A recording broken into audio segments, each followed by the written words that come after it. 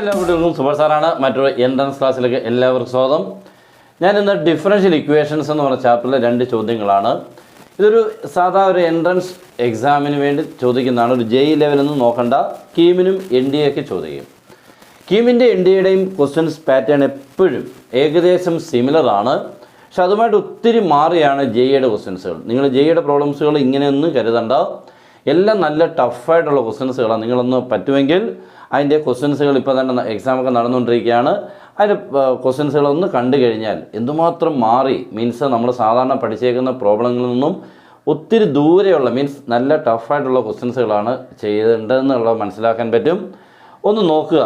Okay, നമ്മുടെ 2 ചോദ്യങ്ങൾ നിങ്ങൾ ഈ ക്വസ്റ്റ്യനൊക്കെ കാണുമ്പോൾ നിങ്ങൾക്ക് പരിചയമുള്ളതാണോ എന്ന് നോക്കിയേക്കണം. മീൻസ് ഡിഫറൻഷ്യൽ ഇക്വേഷനെ സോൾവ് ചെയ്യാനാണ് 2 ചോദ്യം. ഓക്കെ, ഈ ക്വസ്റ്റ്യൻ രണ്ടും സോൾവ് ആണ്. ഈ സോൾവ് എന്ന് പറയുമ്പോൾ നമുക്ക് ഓർക്കണം, നമുക്ക് പഠിക്കാനുള്ളത് 3 ടൈപ്പ് സോൾവിങ് ആണ്. ഒന്നാമത്തേത് വേരിയബിൾ സെപ്പറബിൾ, രണ്ടാമത്തെ ഹോമോജീനിയസ് ആൻഡ് മൂന്നാമത്തേത് ലീനിയർ ഡിഫറൻഷ്യൽ ഇക്വേഷൻസ്.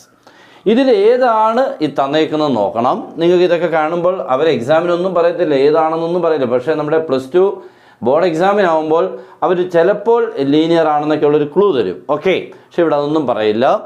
ഇത് കാണുമ്പോൾ നിങ്ങൾക്ക് മനസ്സിലാവണം. നോക്കിക്കേ, y ഉണ്ടോ, y കിടക്കുന്ന രണ്ടാമത്തെ ടൈമിൽ y കിടക്കുന്നു, വേറെ എങ്ങും y ഇല്ല എങ്കിൽ മിക്കവാറും ഇത് ലീനിയർ ഡിഫറൻഷിയേഷൻ ആകാൻ സാധ്യതയാണ്. ഫസ്റ്റ് ടൈമിൽ ഡിവൈഡേഴ്സ് മാത്രം, സെക്കൻഡ് ടൈമിൽ y ഉണ്ട്, തേർഡ് ടൈമിൽ y ഇല്ല. ഓക്കെ, അപ്പോൾ ഇതൊരു ലീനിയർ ഡിഫറൻഷ്യൽ ഇക്വേഷൻ ആണ്. അപ്പോൾ ഇവിടെ നമ്മൾ ആദ്യം p എഴുതണം, നെക്സ്റ്റ് q എഴുതണം. p എന്ന് പറഞ്ഞാൽ y-യുടെ coefficient, that means 1/x. Okay, 1/x. അപ്പോൾ ഇവിടെ ഒരു 1 എന്ന് കരുതണം, 1/x. q എന്ന് പറഞ്ഞാൽ റൈറ്റ് സൈഡ് എത്രയാണ്, sin x/x. Then find integrating factor e raise to integral p dx. ഇതാ formula. Okay, that is equal to e raise to integral 1/x dx. 1/x integral എല്ലാവർക്കും അറിയാം, log x ആണ്. e raise to log x becomes x. അപ്പോൾ നമ്മുടെ integrative factor നമുക്ക് കിട്ടിയത് എത്രയാണ്, x. Integrative factor കിട്ടിക്കഴിഞ്ഞാൽ പിന്നെ നമ്മൾ ആരെ എഴുതണം, സൊല്യൂഷൻ. സൊല്യൂഷൻ എന്ന് പറഞ്ഞാൽ integrative factor into y equal to integral of integrative factor into q dx. This is a formula for finding the solution of a linear differential equation. Integrative factor into y is equal to integral of integrative factor into q dx.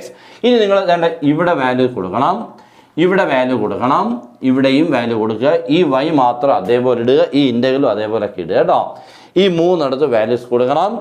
Integrative factor is here x, that is x into y equal to integral of x into q. q ഡാരാ നോക്കിക്കേ, sin x/x dx.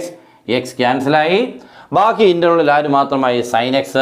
that is xy is equal to sin x ൻ്റെ integral. ഇപ്പോൾ നോർത്തെ തെറ്റാതെന്ന് പറഞ്ഞേ, sin x ൻ്റെ derivative അല്ല, sin x ൻ്റെ integral ആണ്. Answer is -cos x + c. Okay, കഴിഞ്ഞു.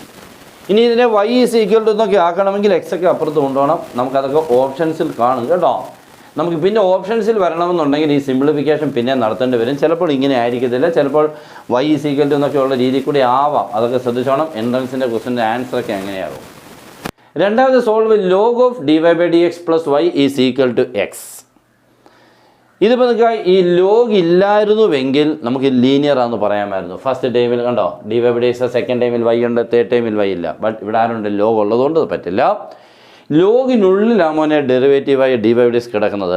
അപ്പോൾ അയാളെ പുറത്ത് കൊണ്ടുവരണം.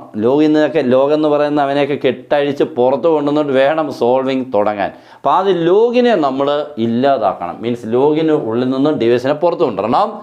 അതിനുവേണ്ടി ഈ y നമ്മൾ ആദ്യം അപ്പുറത്ത് കൊണ്ടുപോകുമ്പോൾ log of dy/dx is equal to x - y എന്ന് വരും. ഓക്കെ, ഫസ്റ്റ് സ്റ്റെപ്പ് y അപ്പുറത്ത് കൊണ്ടുപോയി. ഓക്കെ, അവിടുന്ന് ഇപ്പം log ഓഫ് dy/dx നിന്നും വെറും dy/dx എഴുതുമ്പോൾ ശ്രദ്ധിക്കേണ്ട കാര്യം എന്താണെന്ന് കേട്ടോ.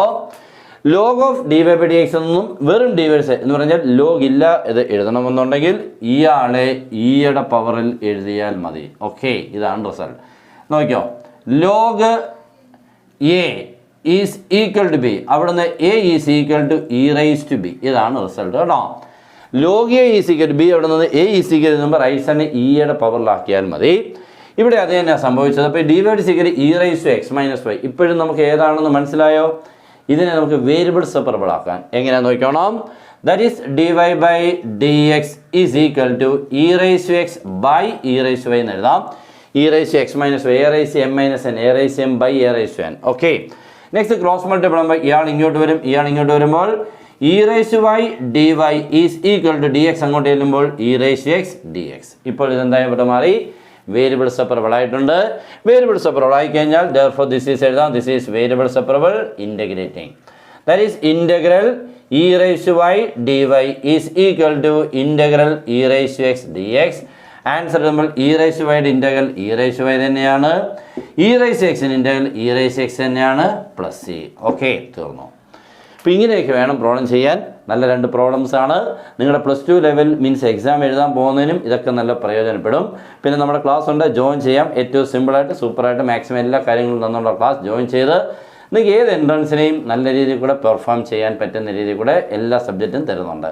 അപ്പോൾ ജോയിൻ ചെയ്യാൻ നമ്മുടെ നമ്പർ 9846708540 കോൾ ചെയ്തോ, വാട്സപ്പിൽ മെസ്സേജോ ജോയിൻ ചെയ്യാം. Good bye.